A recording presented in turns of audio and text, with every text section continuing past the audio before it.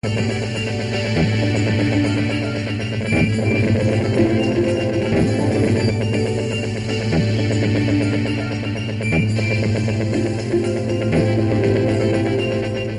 un seul enfant hors circuit de l'école, l'UNICEF a lancé la campagne d'inscription pour les 6 et 7 ans. En RDC, plus de 2 millions de ces jeunes sont concernés.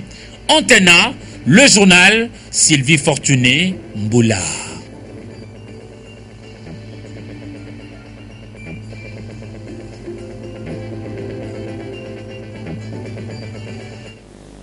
Bonsoir à tous, bienvenue à cette grande édition d'actualité sur Antena, la chaîne de référence. Le président de la République, Joseph Kabila, est en visite de travail à Pretoria, en Afrique du Sud, depuis le mardi 6 août 2013, en début de soirée. C'est mercredi 7 août, le chef de l'État congolais s'est longuement entretenu avec son homologue et hôte Jacob Zuma, président de la République d'Afrique du Sud. Deux importantes délégations congolaises et sud-africaines ont pris part aux discussions dont rien n'a filtré. Initialement prévu pour mardi, ensuite aujourd'hui mercredi, la nomination de membres du secrétariat technique de concertation nationale sera connue demain jeudi selon des sources proches du présidium.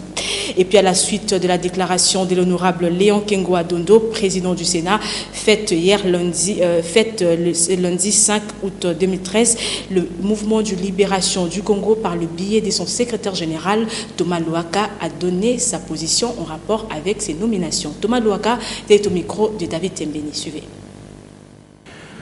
Déclaration de l'opposition relative au dialogue politique. À la suite de la déclaration de l'honorable Léon Kengo Adondo, président du Sénat, faite à la presse ce lundi 5 août 2013, l'opposition politique informe l'opinion sur le point suivant. 1.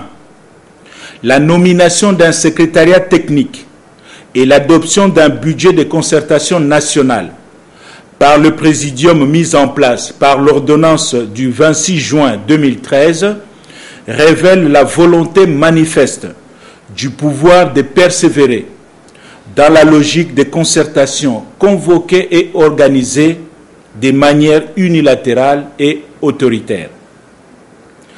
2. À ce stade, aucune des préoccupations et propositions faites par l'opposition et contenues dans ces déclarations du 1er juillet 2013 en vue de créer un climat de confiance entre les différentes forces politiques et sociales n'a été prise en compte. En particulier, la mise en place préalable du comité préparatoire paritaire qui a pour vertu de rendre l'organisation et la tenue de ces assises réellement inclusives et transparentes, réel gage de la réconciliation et de la cohésion. 3. De ce qui précède, l'opposition déclare ne pas être concernée par la démarche cavalière actuelle initiée par le pouvoir en place. 4. Elle prend la communauté nationale et internationale à témoin sur le fait que le régime actuel ne manifeste aucune volonté réelle, malgré ses déclarations publiques et les dispositions républicaines de l'opposition, de rechercher la réconciliation, la cohésion et l'unité à travers un dialogue politique transparent et inclusif. 5. En vue de sauvegarder l'unité, la souveraineté nationale et les intérêts fondamentaux de la nation congolaise, l'opposition politique s'est dit prête à prendre ses responsabilités devant l'histoire et les peuples congolais. Je vous remercie.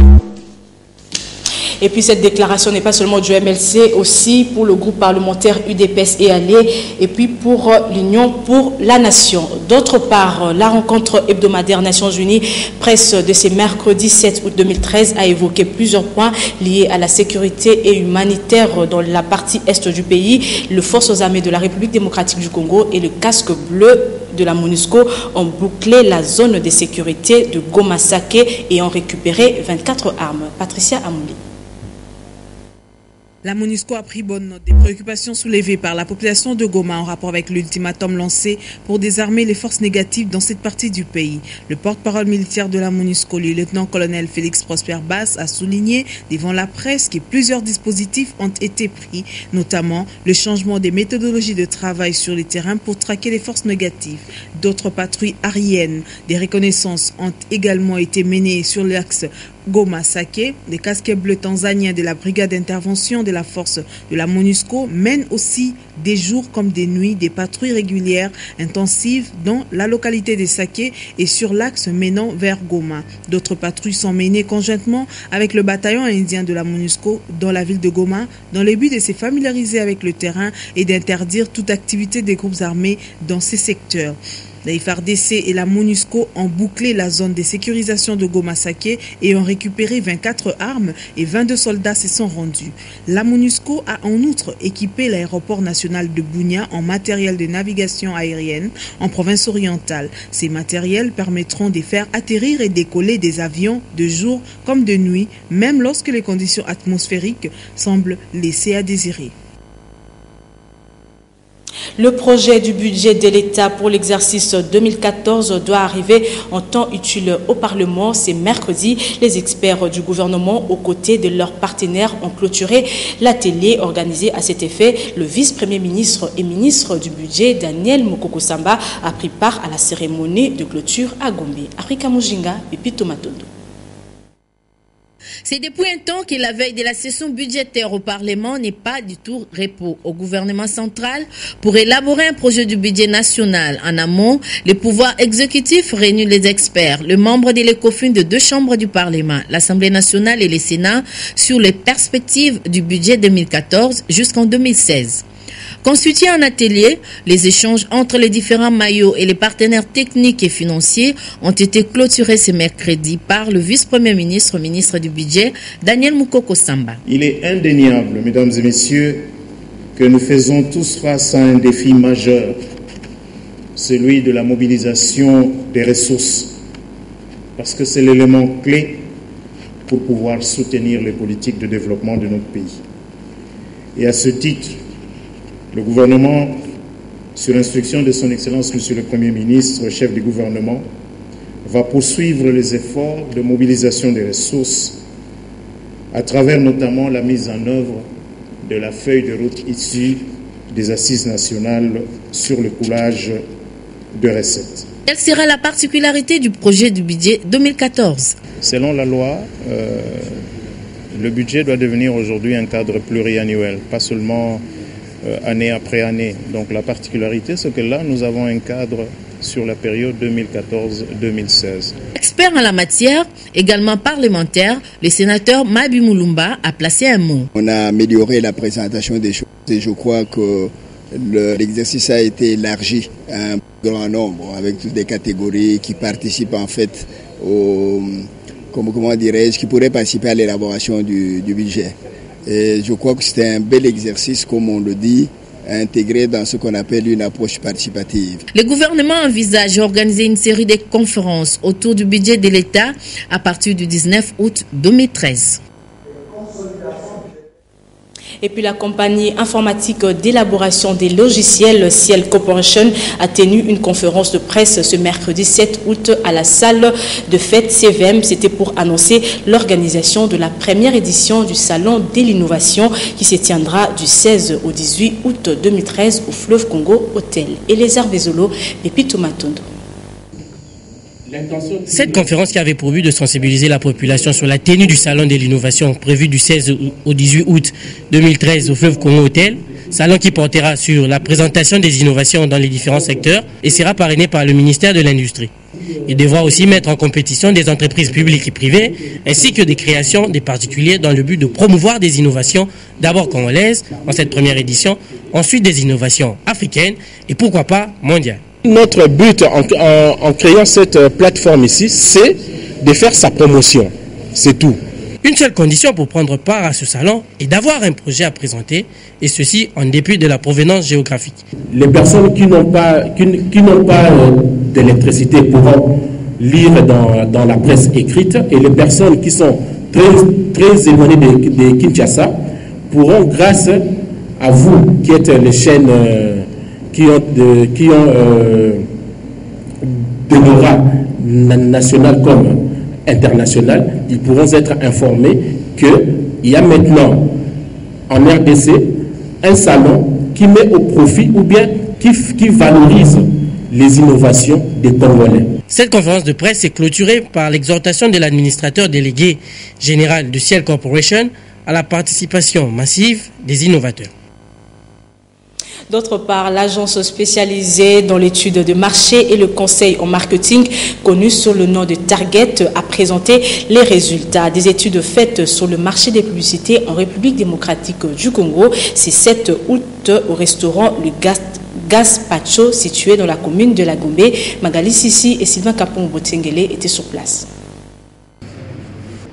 C'était au cours d'une cérémonie organisée ce 7 août 2013 au restaurant Gaspacho, situé dans la commune de la Gombe, que l'agence Target a présenté les résultats des études de marché de publicité en RDC. Grâce à ces recherches, cette agence arrive à dévoiler les grands points qui permettront à ce qu'il y ait impact des produits sur le marché dans un coin donné. Pour les publics, les consommateurs cibles, les études ont été menées dans plusieurs domaines tels que le média, la musique, le sport, le théâtre, la publicité et le cinéma. Le résultat des études menées permettront à ceux qui veulent investir dans le commerce à Kin et ailleurs puissent avoir informations fiables, étant donné que ces études se font par sondage d'opinion pour arriver à détecter librement les désirs des consommateurs. Il faudrait bien analyser votre cible, donc bien comprendre quelles sont ses motivations, quelles sont ses attentes, avant de pouvoir décider de faire la publicité. Parce que l'étude montre par exemple que les publicités actuelles ont du mal à atteindre les femmes, elles ont du mal à atteindre les jeunes, elles ont du mal à atteindre les jeunes de 12 à 17 ans, et également les seniors, c'est-à-dire les personnes qui ont 50 ans et plus. Donc il faudrait bien analyser avant de pouvoir faire une publicité. Plus d'une année, c'est le temps qu'a duré ces études. Les invités à cette cérémonie ont aussi droit à la présentation de quelques sommaires de ces publications. En ce qui concerne les médias, les enquêtes menées dans 5 provinces du pays ont révélé que pour les autres, la radio est utilisée plus pour les infos politiques. Par contre, les panneaux publicitaires et la télévision sont les meilleurs canaux pour la publicité. Notons pour conclure que ces recherches de Target se sont basées avec les précisions sur les personnalités marquantes, statistiques sur les médias, l'étude sur les personnalités préférées de Quinois et le comportement spécifique des femmes. C'est que vous allez voir que Vlisco a... Un nouveau pont a été inauguré ce mardi 6 août 2013 au territoire de Massimaniba par le conseiller du gouverneur Camille Sendou. Ceci entre dans le programme des multiplications des infrastructures de base par l'exécutif provincial de Bandundu. Eric Izami. Initié et financé par l'exécutif provincial de Bandundu, le pont Bindungi sera d'une grande utilité pour désenclaver et donner un raccourci à la population du territoire de Massimaniba en particulier. Le ministre provincial des infrastructures qui a représenté le gouverneur de province a procédé à son inauguration au grand bonheur de la population. L'action et surtout l'impression du professionnalisme de son excellence le gouverneur de province Jean-Camille Sendou, qui ne prend pas les grandes préoccupations, mais il a dans ses habitudes de prendre surtout les petites préoccupations, parce que vous voyez la dimension de ce pont qui ne paraît rien, mais ce pont va être d'une grande utilité pour le désenclavement ainsi que le raccourci qui va relier Massimaniba à d'autres coins de l'intérieur profond de ce secteur vers Paikongila. Les autorités coutumières ont salué cet ouvrage et encouragent Jean-Camille Sendou à multiplier ses actions. Et centre biso bien to fungole yango to moni ministre aye ko centre biso to sepeli mingi na ndenge aye to sepeli mingi pe na gouverneur mutatindi pe esengo mingi biso pe to zwa penza position ya bisika ya kotambola bisika nyonso. Cette infrastructure va redonner espoir à la population de Massimaniba. Après l'inauguration de ces ponts, la délégation a visité les centres hospitaliers de ces territoires et a finalement communier avec la population avec des danses traditionnelles, les Kidaku Daku.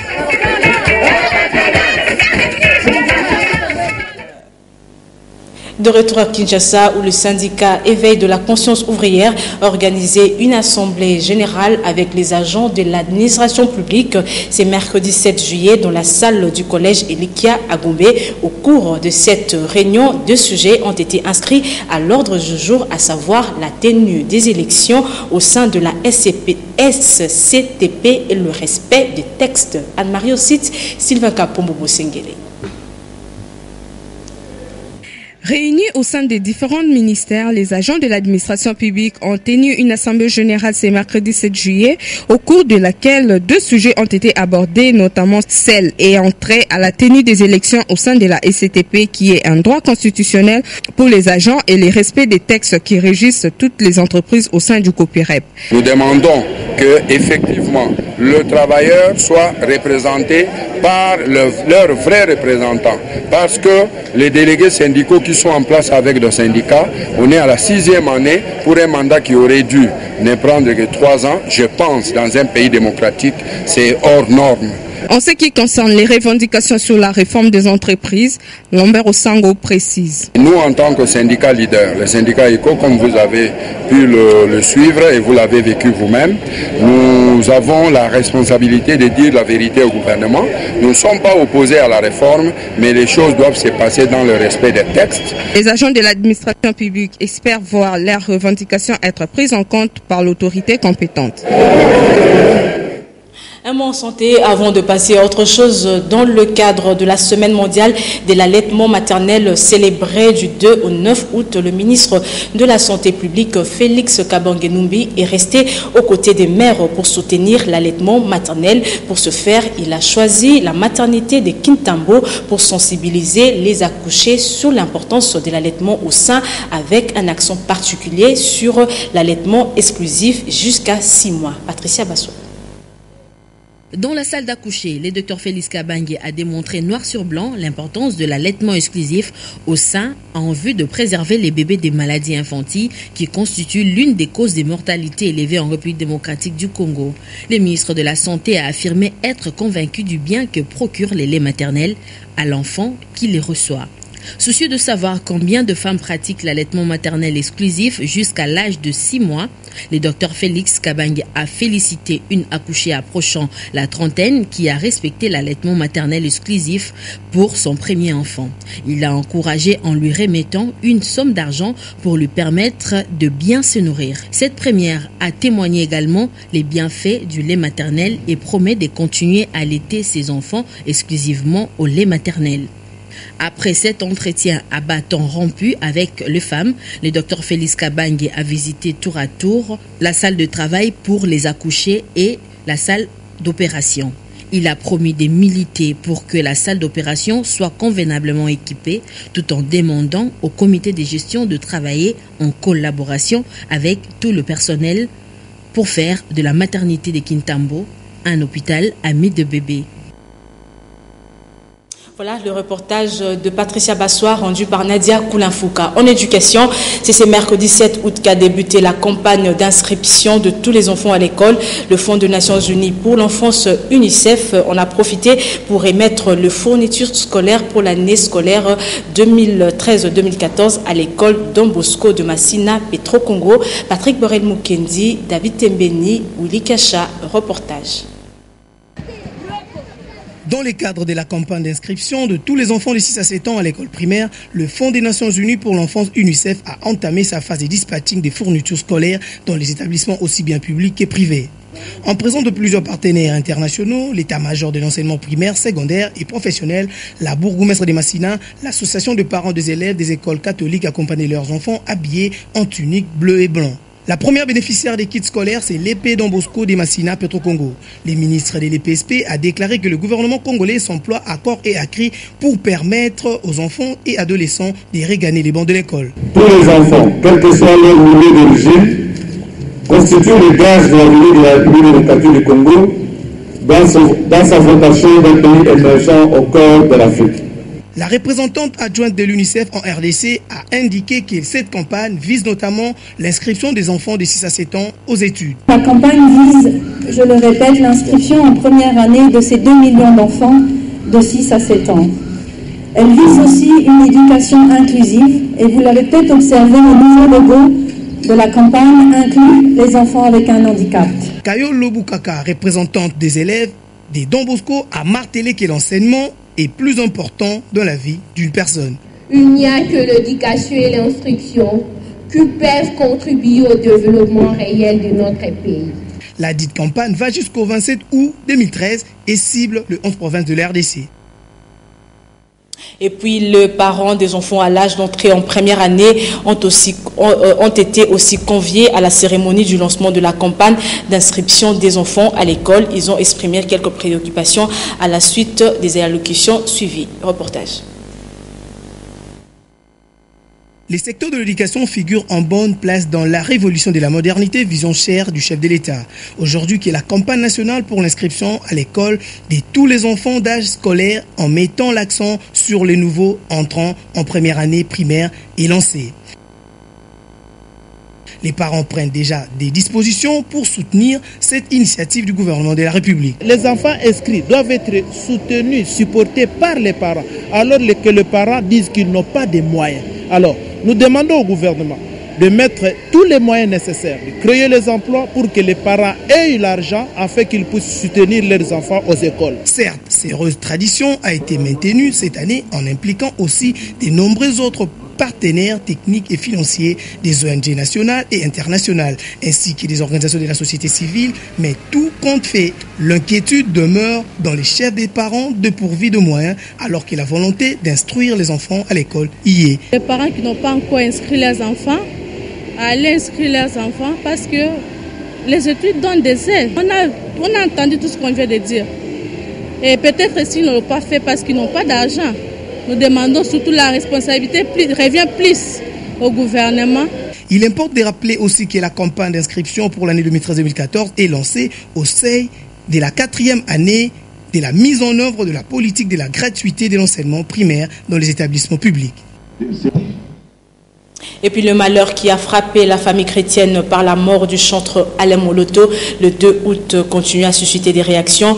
Lolo Moutima, mécène de son état et président de la maison Pactole Production, reconnaît les valeurs morales et chrétiennes de l'illustre disparu Africa Mujinga, Henri Noël Mboutavokia.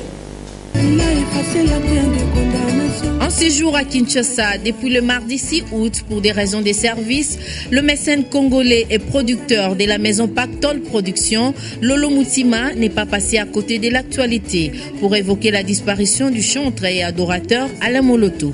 Alain Moloto, tout le monde le sait, c'était un grand parmi les grands, l'un des meilleurs.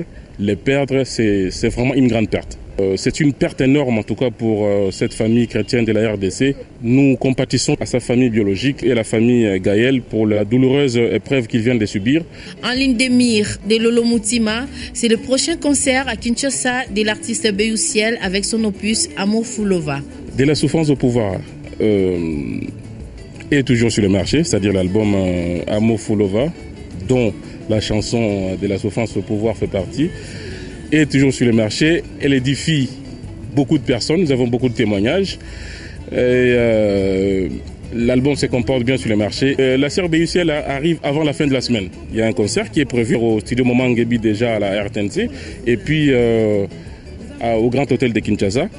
C'est les deux concerts que nous avons prévus en tout cas durant notre séjour ici, pendant que nous tournons bien entendu les clips de l'album qui vient.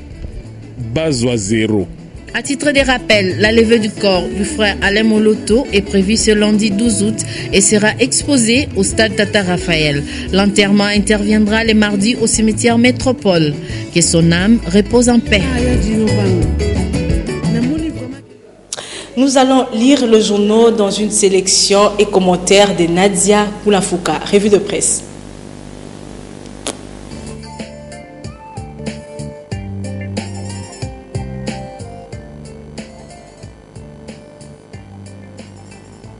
Les concertations nationales, on en parle encore cette fois.